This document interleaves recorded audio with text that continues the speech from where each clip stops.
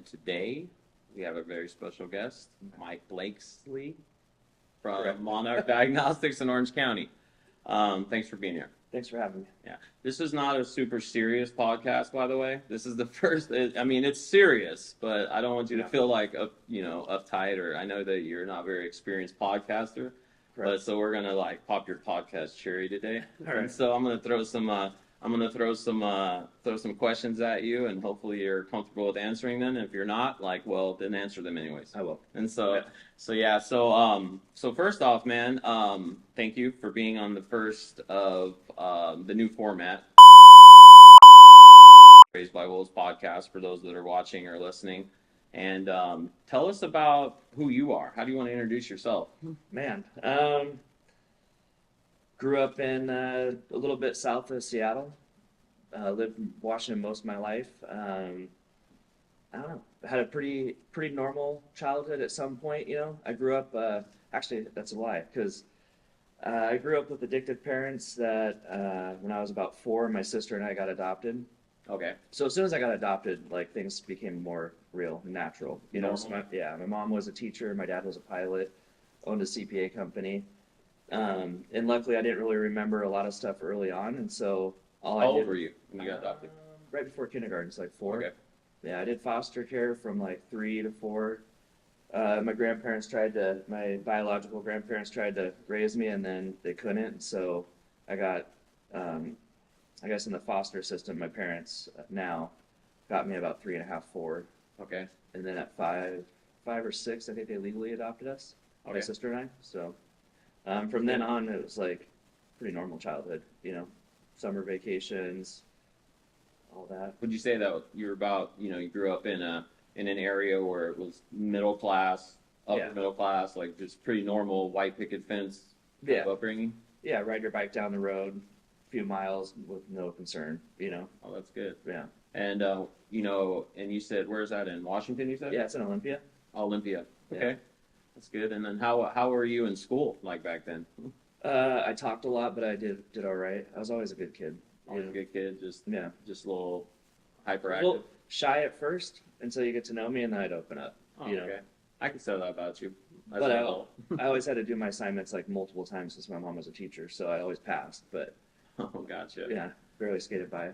Nice. Yeah. Were you in public school or private? Public. Yeah, that's good.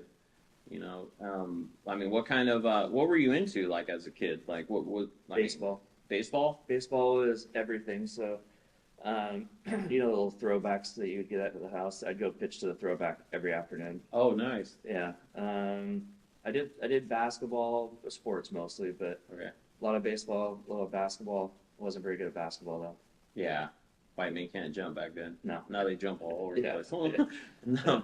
They're I know you're a big golfer. I mean, were you into golf as a kid, or did you get into that later? I thought golf was retarded. Yeah? Yeah. Until I think it was right before my freshman year, I went out to Illinois. We'd go there every summer. My dad was from Illinois.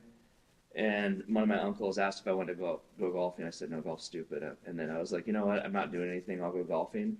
And from the first time I did it, I loved it. Really? Yeah. So every day I golfed after that. Nice. And then I think you had mentioned to me one time that you got into golf in high school. Yeah. You still played baseball in high school and then golf? Yep. That's cool. And I mean, in your area, obviously you're playing baseball, you're playing golf. What kind of kids were you hanging out with back then? Well, it was different because I lived out of district. My mom drove me to school. Oh, okay. So I hung out with the kids in my neighborhood, and then my friends I made from the other school district, it was mostly the ones who played baseball with me and stuff like that. Yeah. But it was I don't know, I always had a weird did I fit in, type thing. So I was kind of a chameleon, Gotcha. Was that because you were driving into a better school from your neighborhood, or was it just because your friends were different? I got kind of uprooted from it because I got in a fight with one of my best friends in middle school, and my mom thought that changing schools would be the option for that. Interesting. So I mean, it was tough for me. It was a tough transition because I went from I had the same group of friends from kindergarten up until 8th grade. Played baseball with the same group of friends, and then I went to high school, a brand new high school. I didn't know anybody, and so it was that kind of put me back in my shell a little bit. And I remember like the freshman year for high school, like I was just so nervous for the tryout, I missed the team. Oh, really? I didn't even make it. I almost quit playing baseball. Just And you were a pretty good player, so you shouldn't have missed it, probably, right? No, it was one of those things where like I was out there and like I literally went to catch a fly ball and the ball broke through my glove and the coach was like, "What, do you have a hole in your glove?" And I'm like, I actually do have a hole in my glove. And from there on, it was like, oh man, it was over. Yeah, everyone's got that hole in the glove moment, or it's Yeah, like I you're really had one. yeah, where you have that, you're confident, and then Yeah. outside circumstances like screw up your plan. Like, Yeah. you know what I mean? That's life. Shit, if you think about it. I mean, so so pretty much like, there's like I obviously know your story. No one else does. You know what I mean? But there comes a time where obviously like, and this is not a recovery podcast anymore, but that's a big part of both of our stories. Yeah. Like where did you start? Kind of, where did like baseball and golf? Where did the party, like some sort of partying, kind of start coming into the picture? So I remember my parents, since I was adopted, they were super sheltered and strict, And I remember a couple things. One was my best friend down the road, Kellen. I had this huge crush on his sister, and his sister was having a party. Oh. I think it was like How old are you at this point? Sophomore, junior year. Okay. So probably right around 16. And my dad was cutting like trees and stuff like that around the house, and I realized because I lived upstairs, so they'd like set the alarm every night, so I couldn't even really go downstairs. Like, oh shit. Yeah. And so I remember he cut these like little decorative trees that were by the sides, and I realized that like because I could go out my window, right? But I was up on the little second story, and I realized it looked like a little step where I could just step down the tree. And so I asked if I could go hang out with Kellen's that night. They said no, and then I realized I could just sneak out of the house. And so that was the first time I drank. And I went to her little house party, and they were seniors, I think, or something like that. And for the first time, I felt like I fit into that group, And so that was my first experience really kind of getting outside the house and doing something different. Did that kind of take, like, from the first time you drank and you felt like you fit in, did that kind of take precedence over your life after that point? Like, slowly, not really, but it was like any opportunity that I could get away or manipulate and get a free weekend with my friends, because it was like one of those where like if I don't know the parents, you can't stay there. Which is good. I didn't think that when I was a kid, but I hated it. But every time I'd get the opportunity, like that's what the focus was. Drinking, party. Yeah. I think that's pretty. I mean, I think almost that's a rite of passage for most teenagers. As shitty as that is to say. Yeah. It's kind of a rite of passage. Whether it's already happening in the house, whether it's outside the house, and someone has an influence over you. I think that I almost feel that unless you've gone through it, you can't even understand it. You know what I mean? And but so kind of fast forward a little bit, like to you graduated, obviously. Did you go to college or anything after high school? I went to a community college up in Puyallup. So I broke my leg. I really wanted to go to Arizona and play golf because I really got into golf at that time, and then I broke my leg. I had the grades to do it. I always had to have decent grades, so above a 3.0 or 3.5 was like the range. But I went to a Pierce Community College, and then met my first girlfriend that I actually was able to like have over at the night and stuff like that, and she got pregnant my first quarter of college. No way. How old are you? I was 19. 19? Yeah. Okay. Okay, well, at least you waited till you're an adult. Yeah. You know what I mean? Barely, It's like, I had my son, I was 17 when I had my son, and at the time, like, you're kind of like, growing up in my neighborhood, you're kind of like, well, everyone's having kids, and then now, looking now, it's like, I remember when my son was 17, I go, if this kid had a kid, there's no fucking way he would understand how life worked. Even at 19, you really don't know shit about life, No, my parents were not very happy. Well, you grow.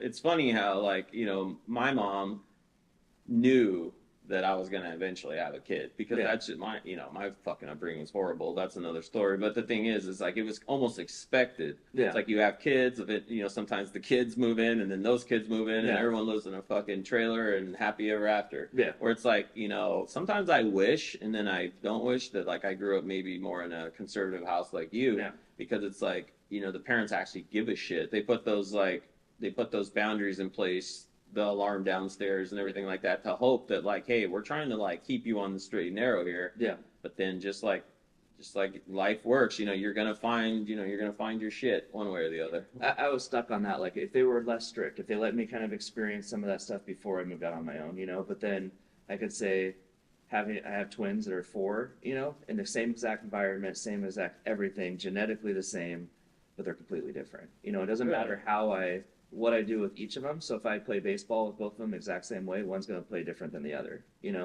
One's a little bit more nurturing, one's a little bit more crazy, where he's outgoing, and so like that's where it like really shifted for me to understand like the whole nature nurture. Like, yeah, it kind of let that go.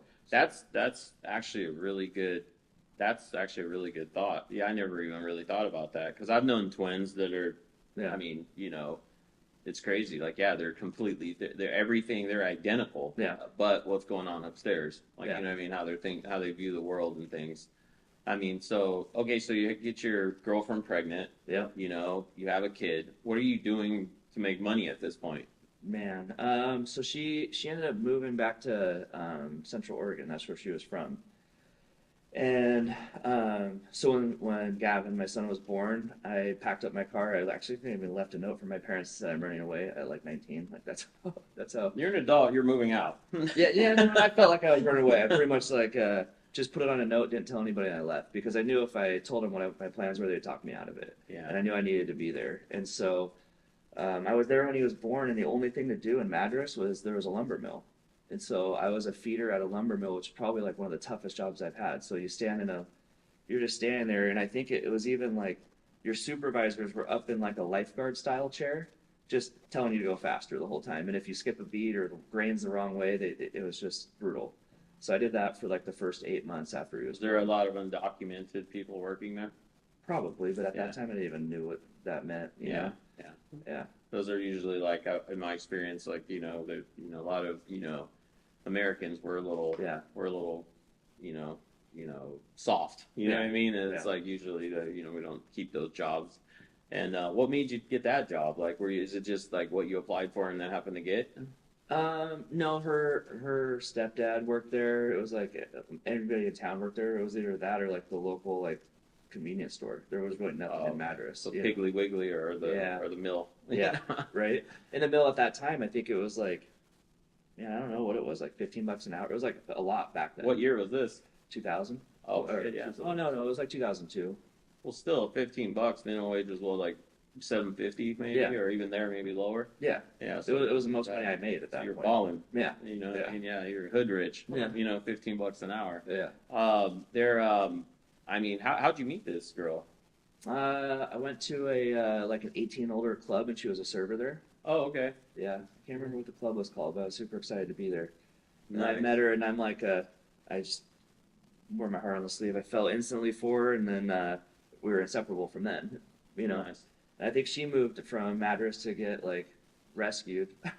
Oh, really? Yeah, because when I met her mom, she was like, no, she said she was gonna go up there and have a kid. I'm like, oh, I got trapped. No shit. Yeah. Like, wow, that's crazy. But sometimes it's like that. I met my wife, and I met her one night. I hung out with her again, and third time I hung out with her, I said, I think I'm going to marry you. And words hadn't even really come out of my mouth ever before. And then 3 months later, I married her. Sometimes you know. Well, for me, I think it was more, I was young. I never had a girl that could stay the night. Never really experienced that. So that was my first, like, real relationship at that level. And so, of course, if I had the opportunity to have her over every night, like, I would. And I stopped going to classes, and, like, why would I, type mentality. Did you finish college? No. No? No, I remember my dad was pissed because he's like, you could actually like cancel the classes and I could have got my money back. I'm like, I'd always cancel like the day after and tell him, hey, I have to drop out of these. Yeah. That's so crazy. So did you ever finish college? No, but I tried like 3 times. No. That's a key point that I tell people. Like, I'm educated, and like, I got mad a couple months ago about something completely unrelated to like life or anything like that. And I had my degree like in the room. Yeah. And I literally opened my door. You've never been to my house. I opened my door, and there's a door facing the street, and I literally just flung it in the street. My wife was like, what are you doing? She went out there and picked it up, and I was just like, the hell is this even here? I just threw it out there, and I think that I'm not going to go too far off topic. I think that more so than not, like successful entrepreneurs, like go so against the grain that what education teaches you, because education teaches you to be an employee. 100%. Like Yeah. even the people teaching business courses have never actually successfully ran a business, and if they have, it's because they're giving back, and then they usually never become like tenured at that school because they're the kind of like hope to change the system. Yeah. And then the educational system, the man Yeah. will eventually boot their ass out because they're teaching people how to not be employees. You know what I mean? No, it was hard for me because my mom was a teacher. You know, my dad was old school. They both graduated college, and so for my dad, it was either like join the military or go to college. That was my options that I was raised with. You know, and so I always felt like I wasn't doing what they like. I went and did the ASVAB and I scored really high on it, and I didn't enter. And I'm glad I didn't because of the pressures of why I was, why I was an officer, man. Yeah. Now you're an officer of your own company. Yeah. Well, I mean, so at a certain point, like okay, you have a kid. Like, did you ever get married?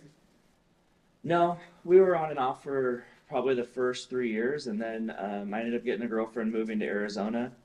And I remember because I had started doing other drugs and stuff like that, and I didn't know what sober was or anything like that, but I knew I needed to change something, and so for me that was move out from where I'm from. Well, let's roll that back. When you say where'd your life go from 19 having a kid and then the drugs? Just party drugs mostly, Like coke, pills, yeah, stuff coke, that. Ecstasy, we do that on a little bit here and there. But then drinking, I started moving closer to Seattle because that's where the nightclubs were, so we can go out more frequently. Yeah, and so I would back then I could drink Tuesday, Wednesday, Thursday, Friday, Saturday, and then still go to work the next day. We probably shit that we could do when we were young. Yeah, and then in the morning I'd do cocaine just to get up, and so that started to become a problem. And then so when I moved to Arizona, I was like, I just didn't drink. I didn't do anything. I really was trying to get away from doing cocaine because I didn't think drinking was ever a problem. That was just for fun, Well, you can buy it anywhere. Yeah, yeah. And so I think I was down there for 8-9 months, and then I remember I was going to LA Fitness. I was working for a cell phone company, and I was about to do a presentation for the employees to do discounted phones for the employees or something like that. And I got a phone call that my son's mom passed away from a car accident. So I knew about that. I know how much you wanted to go into that, but yeah, you'd already obviously been separated and things. And she had your son obviously primarily at that point. Yeah. And how old was he at this point? 3.5. 3.5. Yeah. Yeah. And were you guys still pretty close, or was it just a estranged relationship? Me and my son, or oh no, your ex. No, she hated me at that point. Okay. Yeah. Us breaking up ruined her life, quote unquote. That kind of stuff. But the only I hate to say it, but the only way I got to see him is if I pretended I wanted to be with her.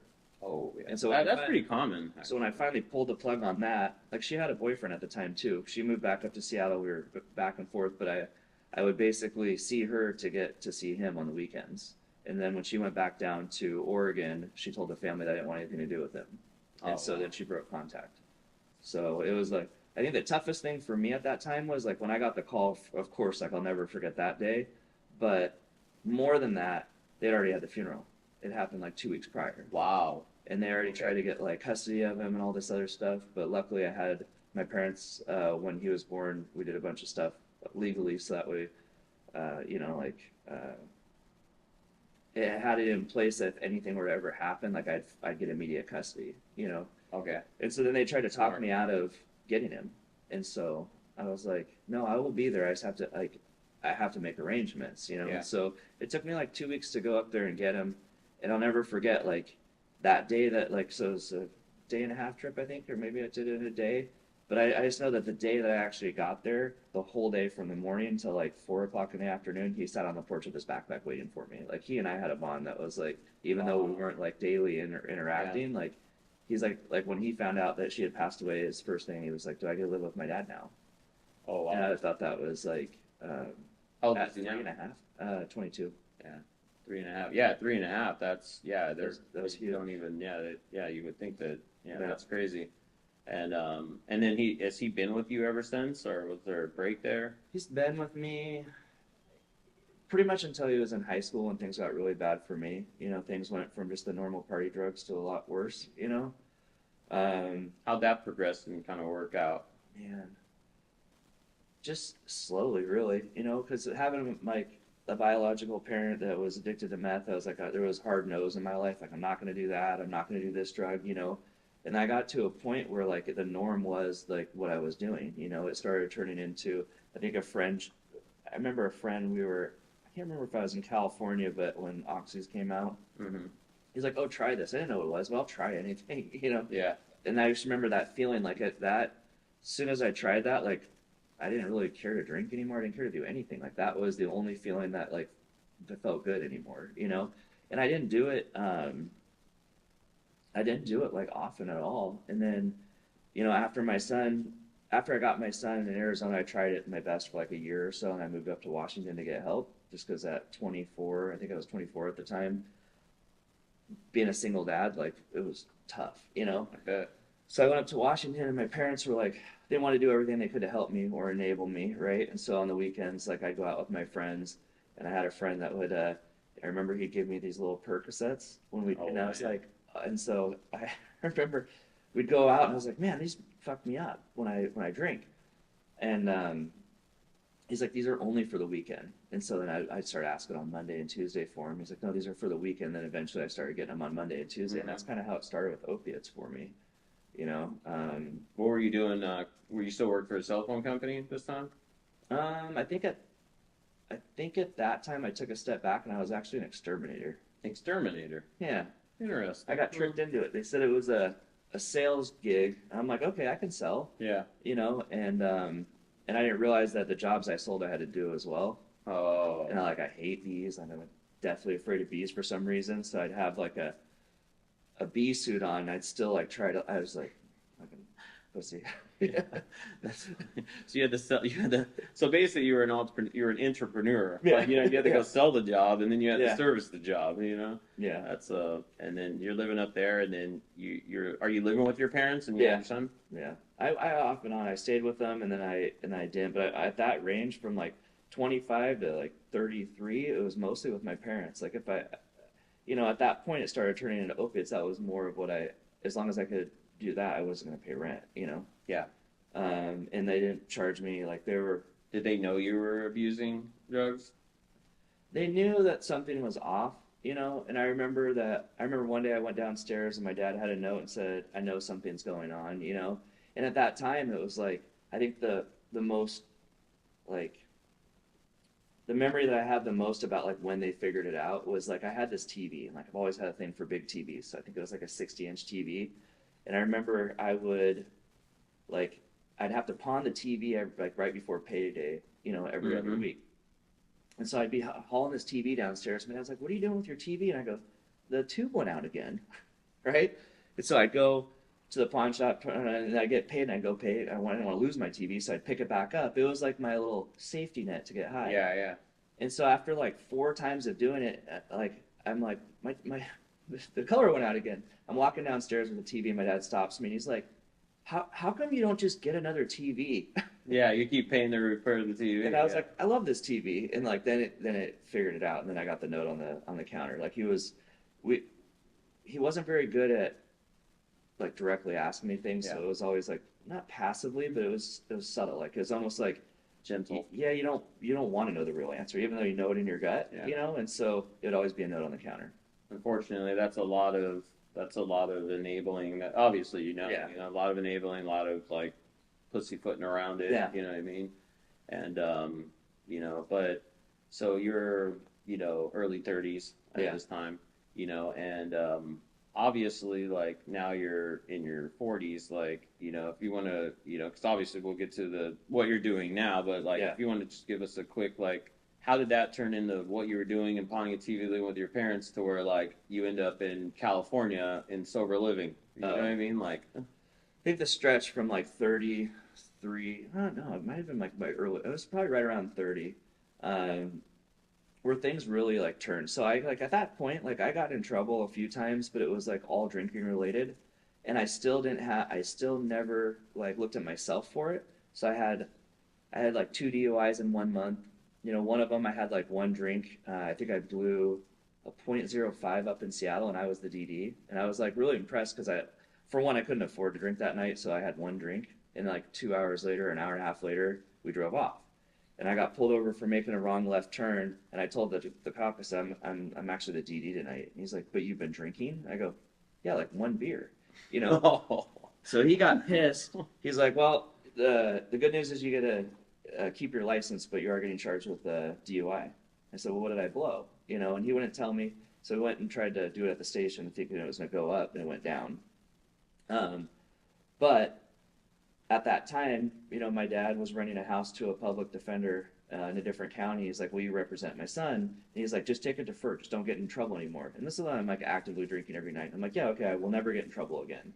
And I didn't even get to the second court date, and I got my second DUI. Oh. And so that one that was under the limit got tagged on no matter what, and so that kind of started the legal system for me.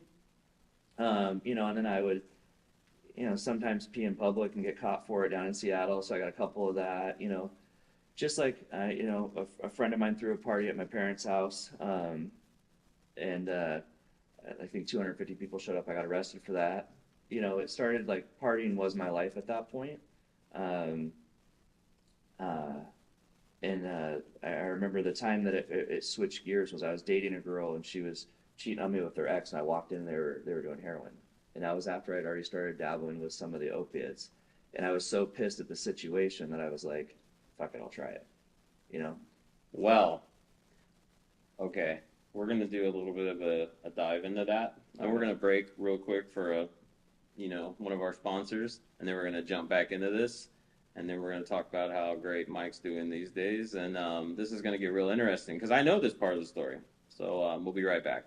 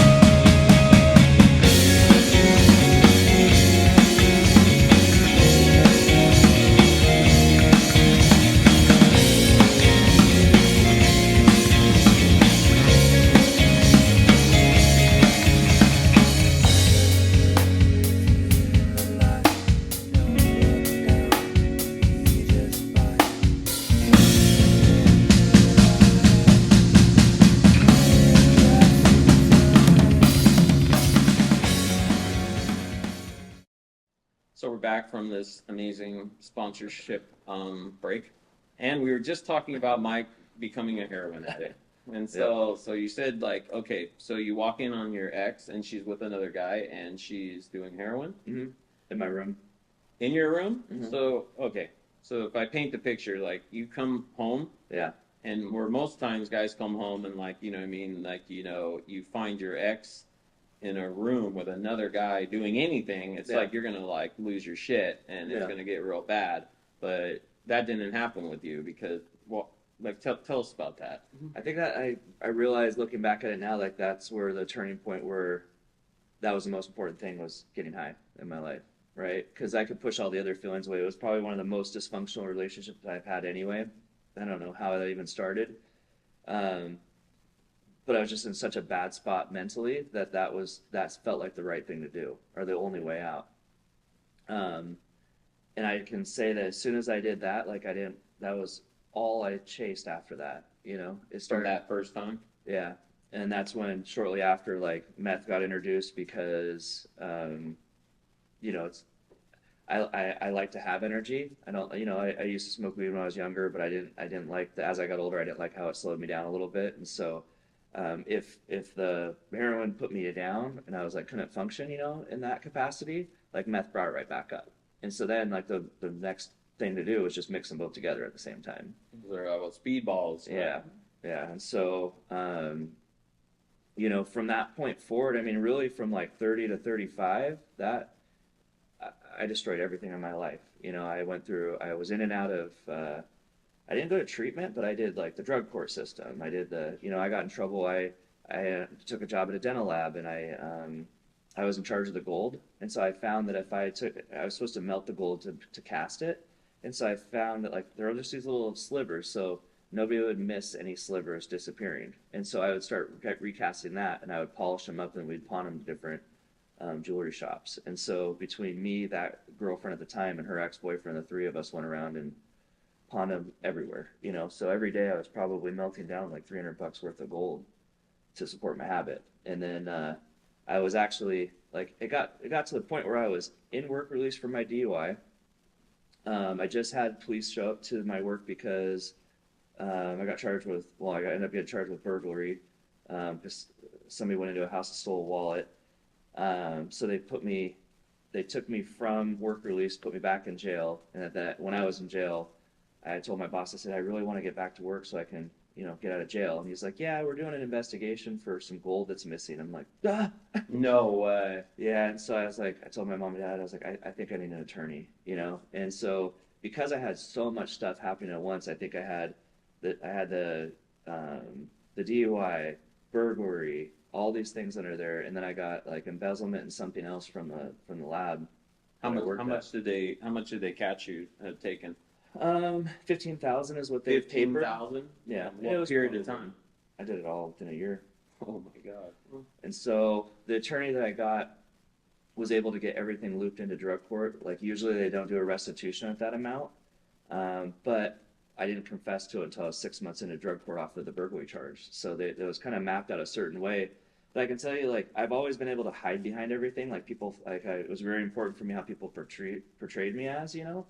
And so I remember I got back into cell phones because that's what I was good at. You know, I had a good friend that hired me back, and like he knew I was in drug court, all that stuff. But he knew I was really good at sales, so he hired me in one of the malls to sell for Verizon. Like at the kiosk? Yeah. And I had done that early on. I did really good with cell phones before I moved back with my son. That's when I tried to do something different that was more like 9 to 5 because I was raising a kid and stuff like that. Because the hours are horrible, you know, in that industry. But I remember I walked downstairs. And my subtle father was like, you might want to read the paper. And it was the day after I admitted everything so I could be in drug court. There was a picture of me in the front page of the paper said, like, heroin addicts embezzled 15,000 in gold from dental lab. Oh, wow. And from that day forward, it was like... You have that article still? I probably do, yeah. Yeah. I should do something with it today. But frame it. I know. I remember the next day I went into work, and I had like 3 customers come return all their shit. Oh, because they seen the paper. Yeah, but wouldn't look me in the eye, wouldn't tell me why. Oh, we don't need it anymore. And some of them were like, I coached my son's little league team. Like some of them were parents from the little league team. It's like that. I remember that time frame. Like I couldn't even look anybody in the eye. You were still using at this point? No, I was sober. I was like, I was like 9 months sober at the time, or probably 6 to 9 months sober. Because I was in drug court. I was doing really good. I think I moved my way up to like assistant manager at the kiosk at that time, and I just felt like so ashamed everywhere I went because it's a smaller town. Like it's a big city. It's a decent sized city, but like when you grow up there, you start to know everybody there. And I just felt like my parents were ashamed of it. Like my dad has his own CPA firm, and he was like pretty well respected, you know. And so that was a hard one for me. And Verizon actually came back and fired me on the spot after they saw the article. And I pleaded that like, look, I'm your best employer right now because if I take $1 from you, I go to prison for 5 years, you know, or whatever that looks like, because I'm on a pretty strict program. And so after a couple of weeks, they ended up giving my job back, but they demoted me and made me work for it again, you know. And from that day forward for years, like I've had to battle that with interviews and with like every time I try to get promoted, I had this one district manager that I can't stand, and he'd always bring it up like, what about your past? Do you have anything in your past? Like I'm like, hey, fucking douche, you know. Yeah. And honestly, like, it was one of these things because like some of those people in my life back then have worked for me now, but I actually had a talk with somebody this morning. I was like, the best thing was like as I moved myself up in the Verizon, like the company, I took a job with another company. I ran a territory for Washington and Oregon, and at one point we bought that old company and I was their boss. Fuck yes. And so great. Like I was like, what can you say now? So what they did is they took that article and they sent it to all my managers like 2 years later. I'm like, you know what though, that I don't know how you feel about this. I feel like those scars from our past, like, is why you have to, like, almost, might differ in how we put this, but I almost, like, I want people to pull shit up in my past. I want people to be like, well, you were the guy that did this, or you're the guy that punched the valet driver, this and that, because like, okay, cool, like I'm that guy now, but look at it now, like because I was such a taker, how much of a giver I am now. Yeah. Like, you know what I mean? Like there's a reason that I'm such a Yeah. giver. It's because was such a taker, you know what I mean? And you can Yeah. almost use that as like well, that's why you're on this, is that to say like, look, you could come from the shit Yeah. and then grow roses from it. You know what Yeah. I mean? And so Yeah, when things, so after drug court, like I tried to, and I was actually in that company that wasn't promoting me or wasn't even giving me a chance because of my past, and so I took a shot and I moved to Philadelphia. Like I had a really good relationship. Things were finally good. Like me and my son, I had a daughter at that point, and I just told everybody like, look, I have to do this for myself. I'm gonna move to Philadelphia just to move up. So I went from running a store to running a market in Philadelphia. I realized,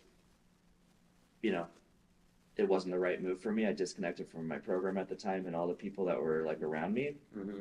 And I ended up drinking the day I came back, and that started my relapse again. And so like for the next couple of years, it was on and off. Like, I'd get a year sober, and I crashed. I'd get a year and so, but it started like I started really seeing a different side of things, like what I could do if I was actually sober. Yeah. I ended up in a pretty good position at Verizon. Where I was running Washington, Oregon. I had started using towards the end of it. One of my mentors there like pulled me aside and said, "Hey, I know you're doing." What were you using again? Heroin. I always went back to heroin. No shit. Yeah, it was like instantly. Like as soon as I tried the drinking thing. Like I'm just gonna drink. Like I never had a problem with drinking. I had that in my mind that like drinking was never the problem. It was the police because they were so strict in Olympia. Oh God. And I went with that forever. And so when I tried to disconnect from, I was like, if I just don't do drugs. Like I remember one of my good friends, we were up in Seattle. It was after we had a meeting and stuff. He's like, let's go out. And I'm like, yeah, let's go out. And he's like, just don't do drugs. I'm like, okay, I'll just drink. I walk into this club and there's like these two Russian girls. They're like, do you want to do coke in the bathroom? I'm like, fuck yeah, I want to do coke in the bathroom. And then I woke up. I didn't know where my car was. I was like, dude, you have to pick me up. He's like, where are you? I go, I don't even know where I'm at. It's some girl's house. It's like that's how it is for me. And so like every single time I tried to switch it up a little bit and do something different, it always went back to heroin and meth after I started doing that. Man, that's a tough one. And then I know the story about like you had a mentor, right? That like kind of caught you. Yeah. In a way, like and obviously he's a big part of what you got going on now, or now a part of what you got going on. Like how'd that all transpire? Okay, so like on my last like run at things, where I was going pretty bad. I remember my son found all the stuff in my drawer, like him and his friend. Like his friend was trying to find a lighter because his friend wanted to smoke weed. I think they were sophomores. They went in my drawer, found like meth and heroin, took pictures of it, sent it to the school counselor. My parents said, hey, look, Gavin can't stay with you anymore. We're taking him over to my house. And I'm like, well, that's messed up. So I was like, I can prove that I'm not using. And so they're like, okay, well, let's do a UA. And I said, no, I'll do it tomorrow. Oh, wow. And I took off. I left everything behind. I lost the house I had. I was, I don't think I went home for like 3 or 4 months. And so my friend that introduced me to Percocet back in the day, and my like party buddy, like for years, he had already gone to California, got sober. And so I thought at that time, I was like, you keep like telling everybody I'm high to my son. I was pissed at him. And I was like, what I didn't know is that he was like reaching out to all my friends asking for help for me. And so they had connected and offered me a scholarship down to California. And so I remember I showed up at my mom and dad's house, and they hadn't seen me for a while. And I don't even know if they knew if I was alive or not. And so I said, I need help. And they're like, and so that night I spent the night there. My friend Danny talked to my parents in this treatment center, and they said, if you can get a one-way ticket, we'll scholarship him. And so I'd never been to an inpatient or anything like that. And so my dad was like, first off, thought it was a scam. He's like, this is too good to be true. And then and I remember like the look on his face, because he was like, he just looked at my mom and he's like, dear, it's a one-way ticket. He was like, just have him go, they didn't know what to do with me, And so they got me the one-way ticket. And I remember, I remember when I got to the airport, my mom gave me like $100 or $200, and she's like, here, but don't get high with it. And I'm like, okay, I won't. I was like, and so And I was like, unless I missed my flight in the back of my head, right? Whoa. And I remember I got to the airport and something happened where I couldn't get on that flight. And so like my first thought was like, who can I call to pick me up so I can go get high?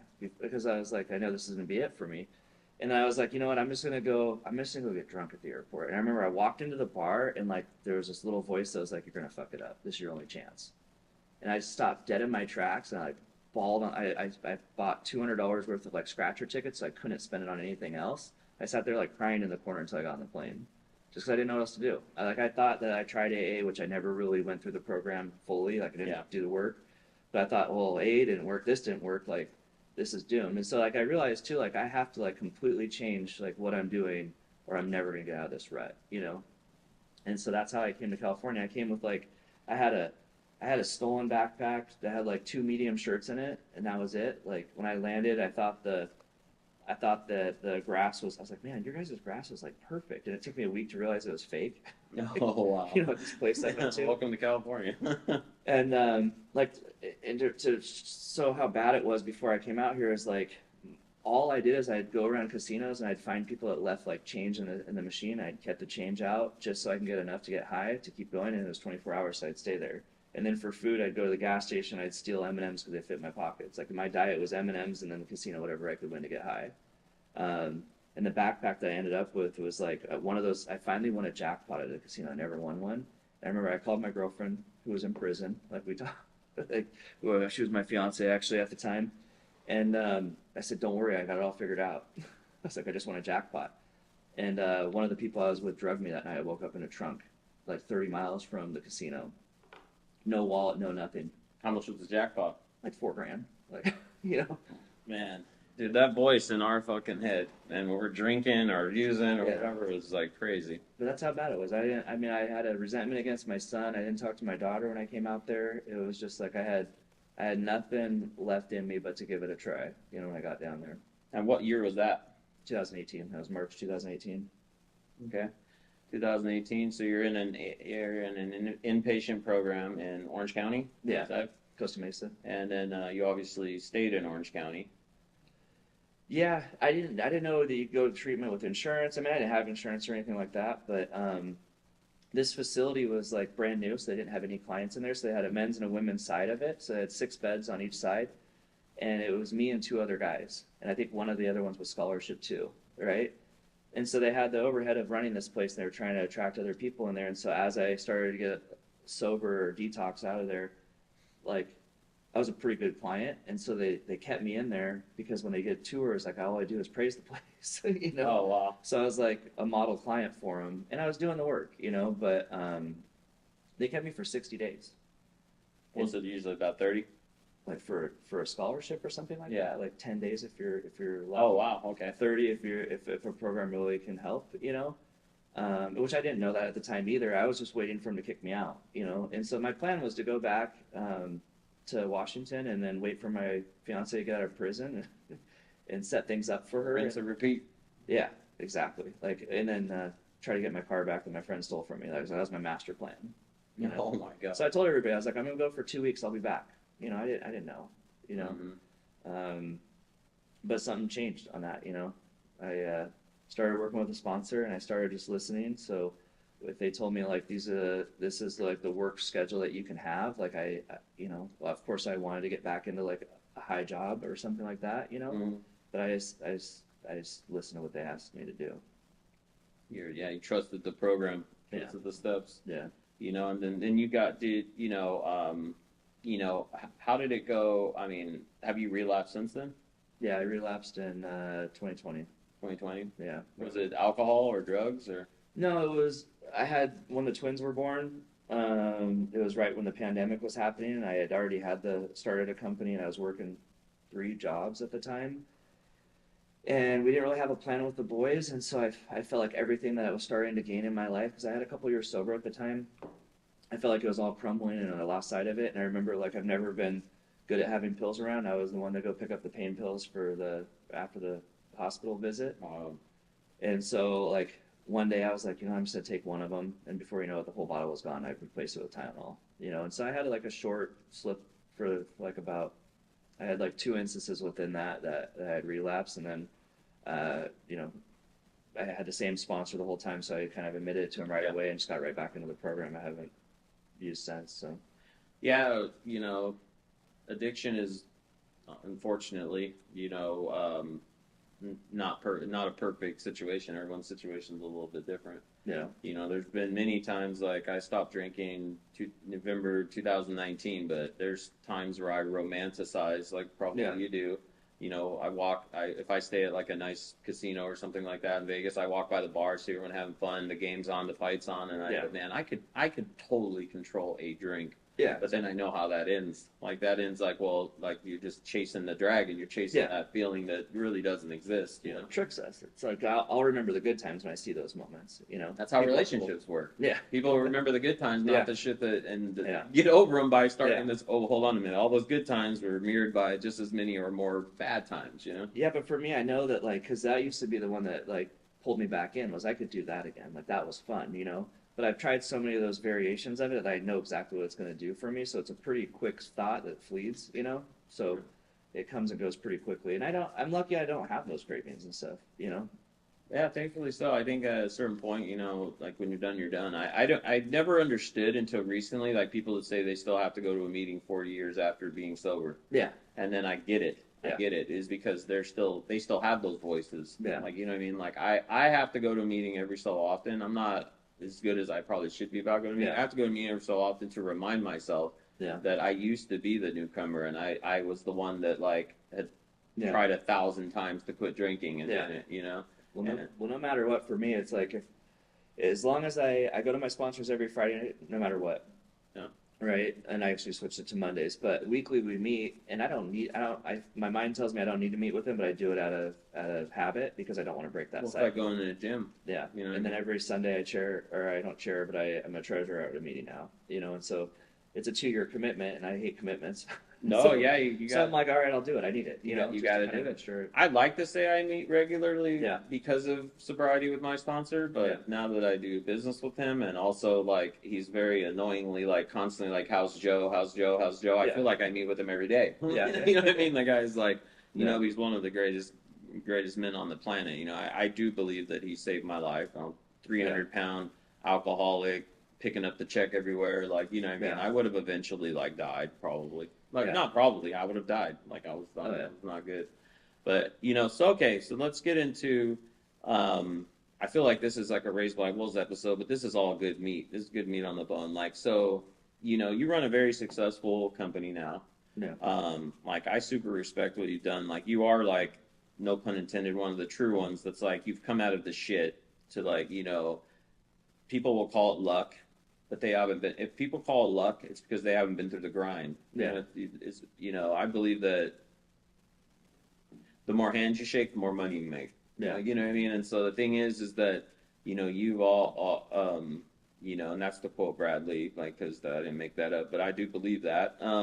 So how did you get involved with what you're doing right now? And I know that story, and it's a good one. So there was a time early on, like back in 2000, it was probably a year after I got down here. I remember I was meeting with my sponsor. I took a get well job at a billing company that was like $15 an hour. And I was driving down to San Clemente, like, and it was just cold calling treatment centers. I thought, okay, that's like connected to what I'm doing, whatever. But I was like, I know I'm always good at sales. And so I said, you know, they hired some manager that I felt like I was more qualified than him, like ego driven, right? And so I was spiteful of that. So me and my buddies over there said, well, let's make a deal. Whoever can like do the least amount of calls and get the most amount of deals wins. You know, we had little side bets going on. Yeah, I thought that was funny. So I was telling my sponsor, and he's like, oh, so you're stealing from your company again? I'm like, I'm not stealing from my company. He's like, no, they pay you, whether you think it's fair or not, $15 an hour to do a job, and you're not doing the job. I'm like, oh. And, you know, Good point. and so I was like, okay, well, I heard it. You know, when he said it that time, I heard it. And so for the next 2 weeks, I went and I did everything to the T of what I was supposed to do. I made all my calls. And within that 2-week period, there was one call for a gal up in Washington that wanted to put a lab together for her facility. And I wanted the billing client. And so I did all the research to put the lab together just to get the billing client, just based off of that, like put my work into what I'm doing. Mm-hmm. And so then after I put it on a spreadsheet, because I love spreadsheets, I was like, you know what, for like 50 grand, like she could open it. And so I was trying to find a friend that would maybe help me raise the money to do that. And I had one guy that said, I'll do it, but you need to move up there. And I said, I'm not going to move back to Washington. I don't feel like it's ready yet. Mm-hmm. And so I was kind of bummed out. I'm like, okay, that fizzled out. And then somebody in the office, mutual acquaintance, said, you know, I have somebody I can introduce you to. And so I remember I went to like IHOP with this spreadsheet saying, hey, I think this is what it can do if we do it. And he said, okay, great, let's do it. And so that's kind of how the lab started, you know. It was just what does the lab do exactly? We do drug and alcohol testing. It started just doing the first screening of that process, because you have to, like, anytime somebody's in treatment, they're required to do testing as part of their program, just to show kind of their progress and stuff like that. And then really it's accountability. But like one machine will do the screening for it, another machine will do a high complexity confirmation of that test. And so I knew nothing about labs when I started it. I had one machine that we did on a rental agreement, basically, so my overhead was low. And then I was able to, through some of the contacts that I had in the industry from doing the calls from the billing side, I got 2 of them to commit to using me to help me start out. And so I remember, like, the machine would run the test, I'd print out the result, have to deliver it to a facility because I didn't know how the tests were even sent back and forth. Like, I told them, they were like, I remember the first pickup, they're like, well, how do I get the test? And I go, well, it's integrated. And I was like, what's that mean? I go, I don't know, that's what my rep told me. Oh, wow. And it wasn't. And they're like, no, you can integrate it, but it's $5,000. I'm like, I can't do that. Like, and so it was like, my overhead was like 10 grand a month. I had a scientist, a medical director, myself, and a delivery driver, Kendall, who's still with the company today. And from there, we started learning the process and kind of figuring it out. And so I was doing that, and I was working. I didn't pay myself for like the first year and a half, but I was working 3 other jobs just to cover the day-to-day stuff while that was getting up and running. So you were grinding. Yeah, grinding, making it work. A lot of people, they fucking miss that. Yeah. Like we were talking earlier about, they miss the part. Like, you hear people talk about going through the shit, and then because we romanticize success. Yeah. You don't hear about that in between, that grind, that piss stained mattress, like, thing that you go through, and like that's what you're going, you know, that's what you went through, and I mean you're still out grinding, like you're out here right now because you're still growing the company. Yeah. But so I mean, where the lab started at, like kind of where's it grown into? Like what are you guys doing now? Well, I remember like before it really started growing into it, I had a conversation with my ex, and she was like, I don't even know why you have a lab. It doesn't make any money. And I remember the comment I made to her, I was like, it's not about what it makes today. It's about what I believe it's going to make, you know, because I really believed in it. Like, I didn't want to give up on that, because you're right, it was a lot of extra work with no extra money. But when the pandemic hit with COVID, like, me knowing nothing about the industry, like, I had a scientist that I trusted, and her lab was doing COVID. And so by, like, fate, I had a friend that said, you know, hey, I have this contact that wants to do COVID testing. I told her you had a COVID lab. I said, I don't have a COVID lab. I have a toxicology lab, mm-hmm. You know? I was like, but I'll take the call. Like, I even if I believe 100% that the deal is dead, I'll still take the time to do it. Yeah. You know? And so I took the call. I didn't tell them I had a COVID lab. I said I have a lab called Monarch Diagnostics. And they're like, great. And so I ended up being able to prepay for a lot of COVID testing and facilitate the testing for a lot of production tests. And so I took the revenue from the production test. I hired a couple of my buddies. We drove around until I made enough to put $100,000 down on some other machinery. And from then I was able to bring the clients back over to Monarch, right? From that point forward, like, we really tried to understand like the processes. Like, I'm a really big systems person. So we ended up getting a school contract up in LA. And so I went up to the site for like 14 weeks in a row just to, like, we hired phlebotomists, we hired nurses and stuff. And then I just monitored the system that we had until it was like flawless. And then as soon as we got the system down, I promoted one of my friends to run all the operations for the sites. Really, like, we created a good enough system. We had a good enough response time and turnaround time. Like, I just think outside the box. So when people are sitting in traffic, I hired motorcycles to drive tests back and forth. Mm-hmm. So our turnaround time for somebody like production, where they have to run the next day, I could get it back in 4.5 hours, where other people were like 12 hours, you know? And so my theory was, like, if I can do as good or better quality than most people, but I can have a faster turnaround time. You know, the other thing that I learned when I toured all these other labs is they're really dry. Like, there's like not a really big personality or customer service behind it. And since I grew up doing customer service and sales my whole life. Like I really want to put that spin on the business. Yeah. And so we were a service industry. So I probably spent more on staffing. Like we got up to 180 employees during the pandemic. But it's because I hired all the phlebotomists and nurses to have a system in place that I could monitor and make sure that it was efficient for these schools, because it was about getting kids back into class. Mm-hmm. And so all the schools that we had on had no shutdowns.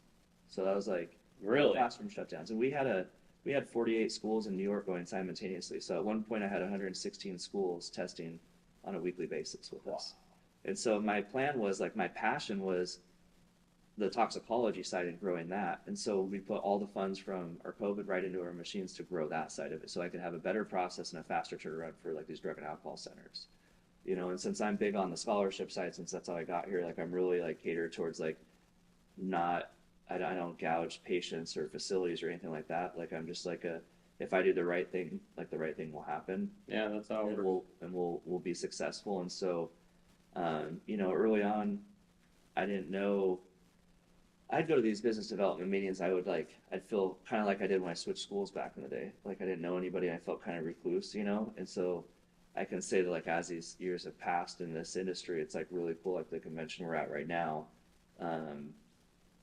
it's like we're invited to all the different events. Like we have a really packed schedule, and it's like, it's just a cool experience to go. That is really cool. Yeah. And then, and so we'll do a quick break, and then we're going to wrap it up with our second sponsored break. And then I want to really get into like, your recovery, and then also like kind of what you see your company turning into in the next couple of years. Perfect. Awesome. So we're back again. I can't believe we just did 2 breaks. There's a lot to unpack here. Yeah. You know what I mean? So, Monarch Diagnostics, I've been there, beautiful offices. Everyone seems pretty friendly. You know what I mean? I haven't met everybody, obviously. You have your son working for you, right? Yeah, my nephew too. Your son and your nephew. Yeah. And, friends you used to party with. Like, I know one of them in particular. It's pretty good guy, I guess, you know?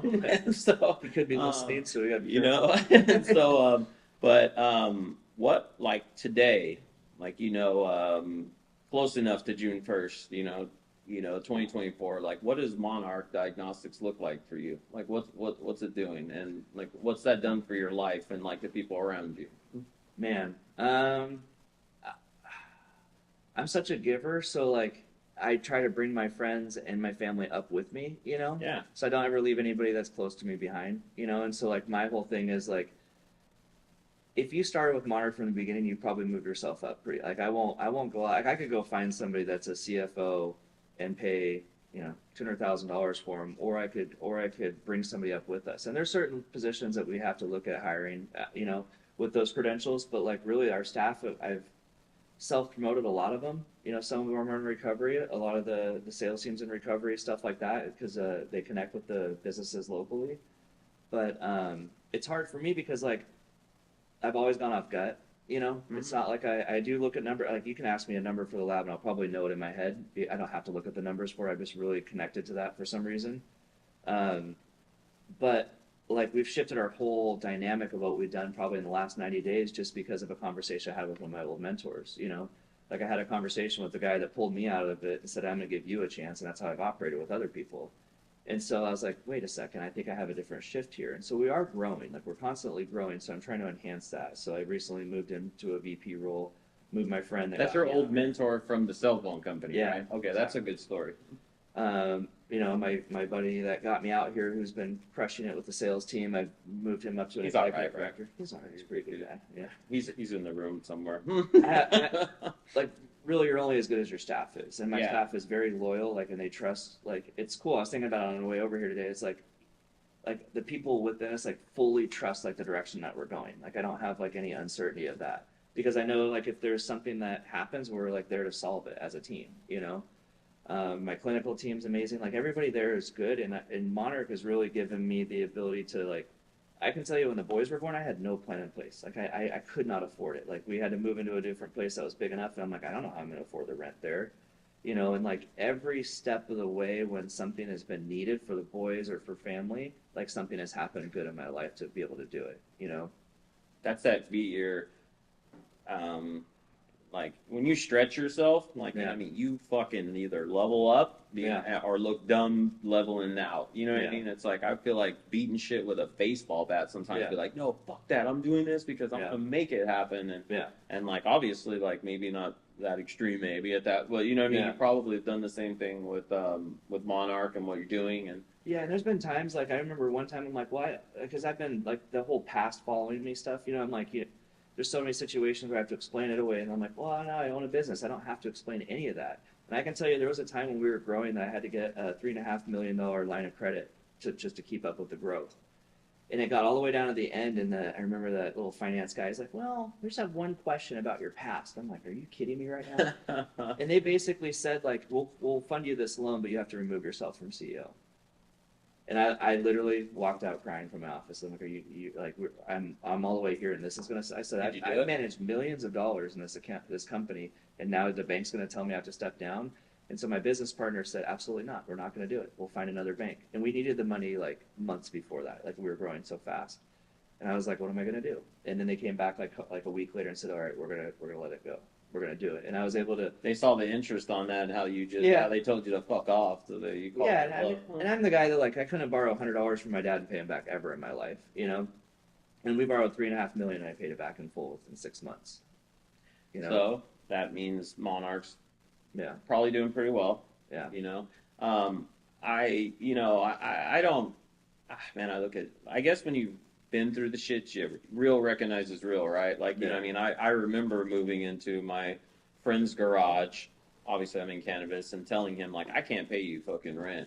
I just lost a 2-story house down the street from there because I started my business. And I remember hiding my Volkswagen Golf around the corner because it's 4 months behind. Yeah. And I remember, like, everyone telling me, you're an idiot. You, like, have a degree. Like, just go back to work. And I was like, fuck that. Like, I got laid off in corporate. I'm not doing that. I'll live in this damn car.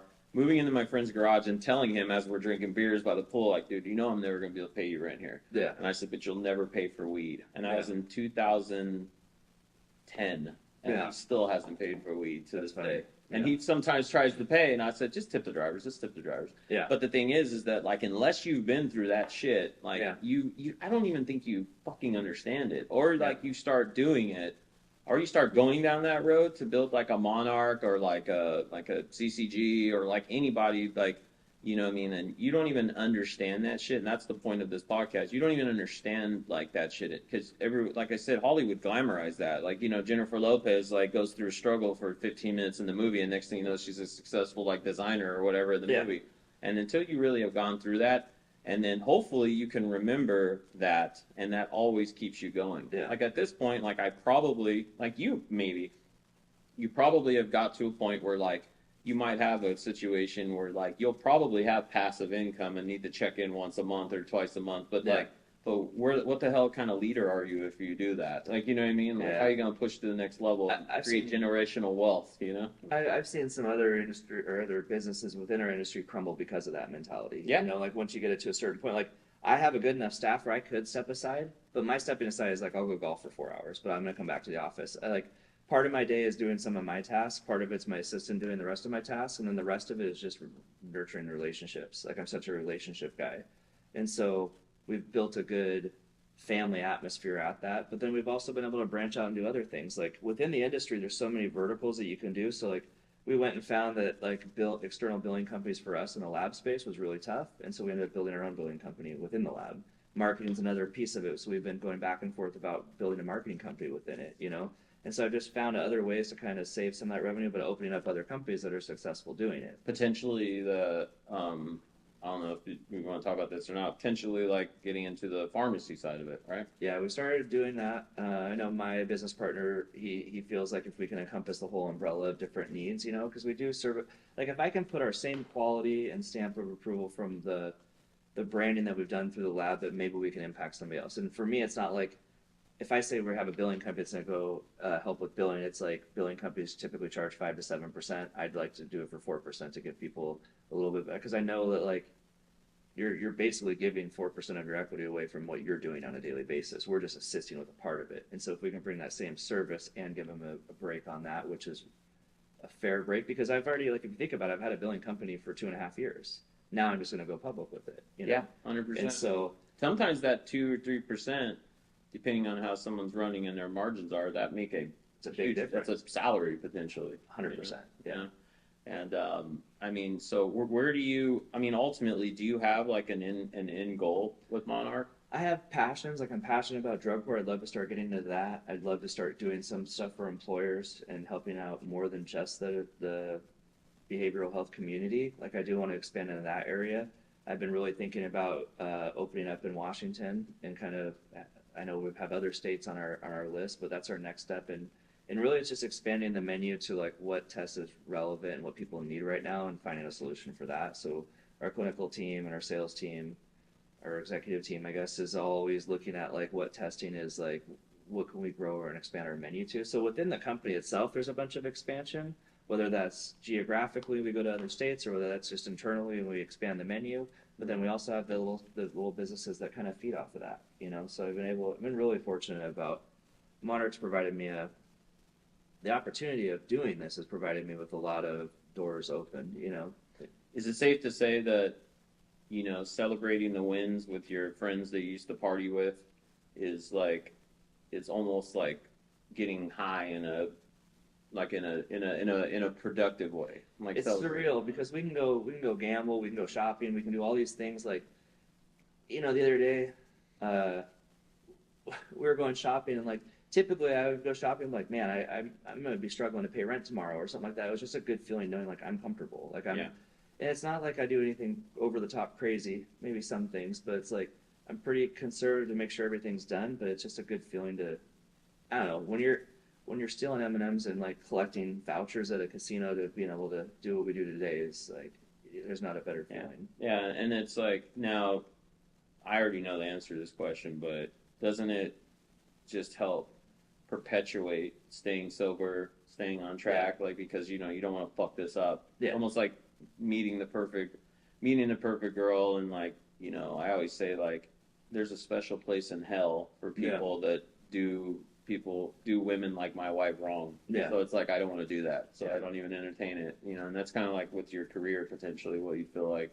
For me, it puts it beyond because like I feel responsible for more lives than just my own. Before it was like, I'd put drugs or alcohol in front of my kids and stuff like that, right? Which was because that was always fueling me internally, right? But when you're like, I have to make sure that this is running smoothly because I have 48 people that are paying their rent based off of the decisions I make, it is huge, you know. Boy, that can weigh heavy, and you gotta be responsible for. You know, I think about that all the time. That like, you know, I have employees. And when I went through a little bit of what I'll just call my shit of 2023 going into a public deal and whatever, I remember everyone said, why don't you just sell? Why don't you just get out? Like, you know, I remember my pop said, you know, walking away with a couple $1 million is not going to hurt you. I said, it's not going to hurt me doing this. It's going to hurt my employees doing this. So I'm going to pull my head out of my ass, use the brain that I have, and I'm going to go out there and build something bigger. And then, you know, now to, you know, that I think that makes you, recovery might have even done that to us. You know what I mean? It's like, because you realize what it is to give back, be of service, like, you know what I mean? And it's like, that's important. I mean, you know, so obviously, like we've already talked about a little bit about this, but like, how's your recovery today? Like, how's your relationships with your parents, your son? Like, how's that all doing? I mean, I don't think it's ever been in a better spot, you know.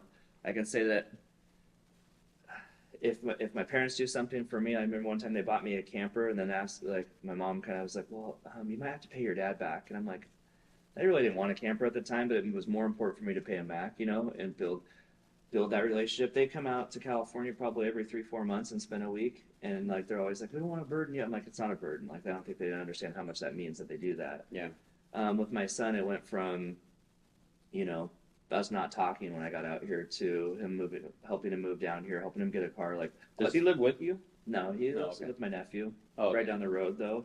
But it's funny because like I screwed up my credit. Like when I came out here, I had a 350 credit score. How? I didn't even know went that. I didn't know either. I was like when I finally started looking at it, I'm like, oh my god, this is like I'm never gonna be able to bounce back from that, you know.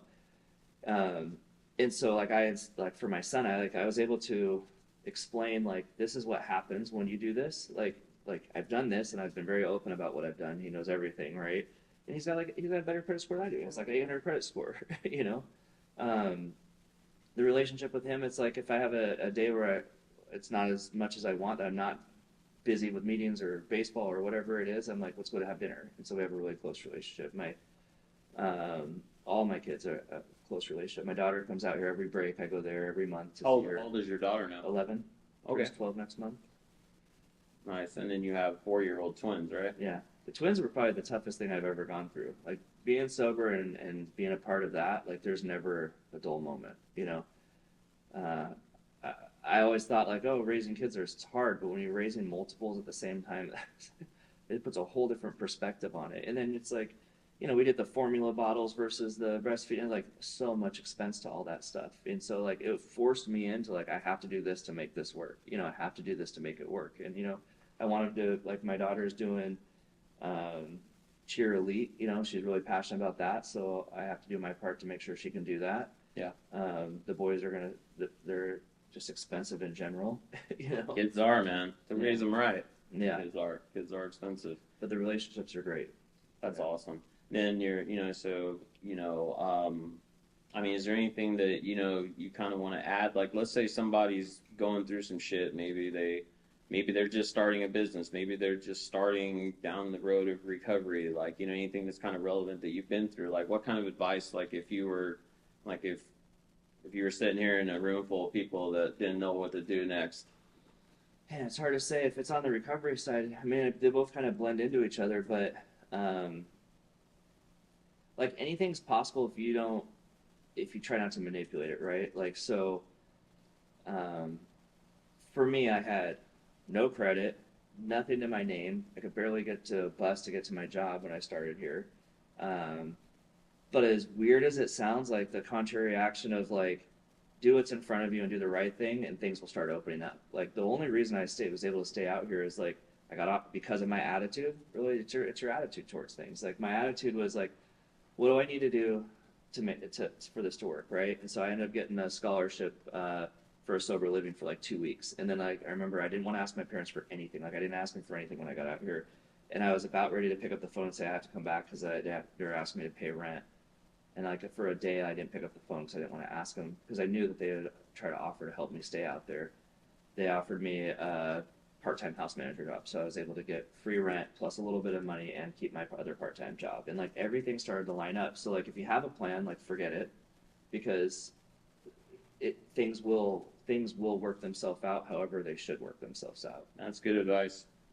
When it comes to like your mindset of like employer versus employee, like there's so like my thing that I like to do is like we talked about, I think on one of the breaks, was I've had opportunities to like show people like if this is what you're passionate about, here's the little steps that you can do on a daily basis to get that to happen. Like I have the ex that was in prison, we're friends, you know, and she wanted to do. She's still in prison?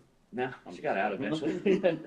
No, and she was pissed I went to California. We actually finally had like our amends of where it was like, no, that was the right thing for you. I'm like really happy with what you've been able to do. And then like, and so there was like no ulterior motives. I was just like a genuine friend back. And I said, look, if cleaning and this is what you like to do too, like you can start that path now while you're working. And so in like a matter of like 90 days, she got her licenses, she got all that. She has a website. She's like actually had enough income where she could quit her serving job. At the beginning, she tried to quit as she started. I would never recommend that. Like you have to go above and beyond when you're starting something like that. Like people think you open a business and like your business is just going to pay you. Well, you have to get money in the business somehow. Yeah. You know, you use your Friday night, Saturday, and Sunday to build your exit. Yeah. You know, yeah, for sure. That's crazy. Well, man, like it's been a treat. I was glad that we were able to do this. Like, you know, we have a bunch of people slated to be on the on this podcast, you know what I mean? But getting to know you, like, you know, it's like, it's rare. Maybe it's not as rare as I think. Maybe I'm just like antisocial. It's, you know, you start to meet people and you recognize a person that's like gone through the shit, came out the other end building something. You could have been in the shit business, the tree business, the weed business, the whatever. And it's like, you know, you recognize those guys that are the true ones. Like, you know, that's why we named it. This is because, you know, there's a lot of people that I would say is born on second base. Yeah. And they're almost going to succeed despite themselves. You know what I mean? Because someone's going to push them along. People are going to, you know what I mean? They're going to be coddled their whole life.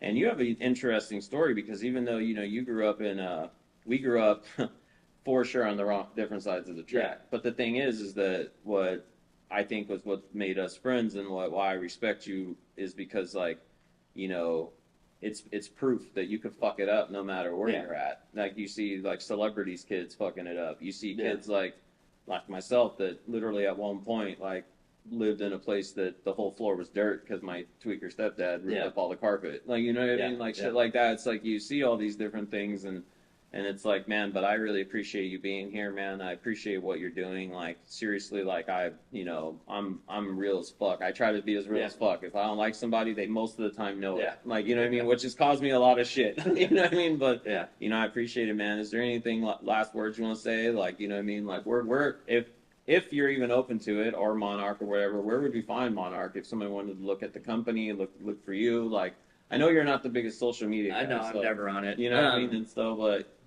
No, I don't even know our taglines or anything like that. Monarch is in Irvine, California. I know we're on Facebook, Instagram. I think CEO Mike is my Instagram. If you ever wanted to, I think it's CEO. It's like C.E.O. Mike, I think CEO. You post nothing, which is good. That means you're working. You know what I mean? It's like, you know what? I try to take any of that kind of stuff. Like I'm always like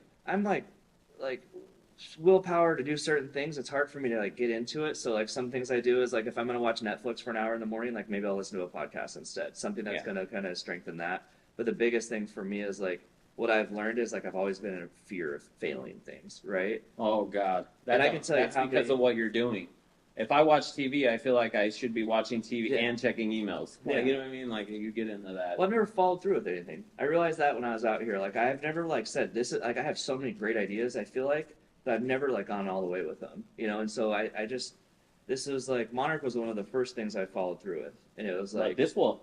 Yeah. You already know this because we're doing something together. Yeah. Monarch, just like Callie Kruger for me, is that...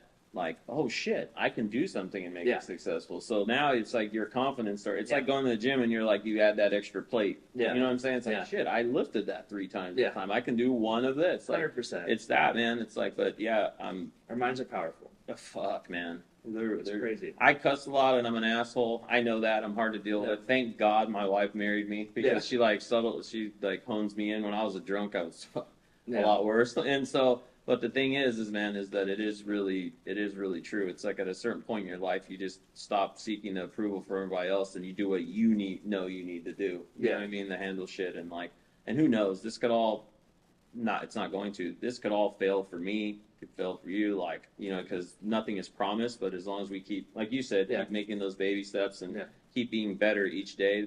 They teach us that in recovery. And spread it out a little bit, like something you're doing, like your work ethic and what you have is multiple different avenues. They're similar industry, but they're different verticals, right? So like, I've tried to do the similar thing where I'm not like, because I know we're in a really good spot right now, but we've had dips, and so like I have a salon, we're doing the licensing, we have the billing company, we have the marketing company, like so I'm trying to like separate that out a little bit. It's crazy because if one can be successful, like what you put into it, you can grow that. And so, amen. Yeah. You know, but I appreciate it, Mike. You know, thanks a lot, man. You know, hopefully, you know, everybody enjoys this episode. You'll, you know, unless we just completely tank, you'll get 1,000 or 2,000 people check out this episode, you know, and then, but I appreciate it, man. Hopefully we'll have you on in the future and we're talking about bigger and better things. Absolutely. Appreciate it, man. Bye. Thanks, everybody.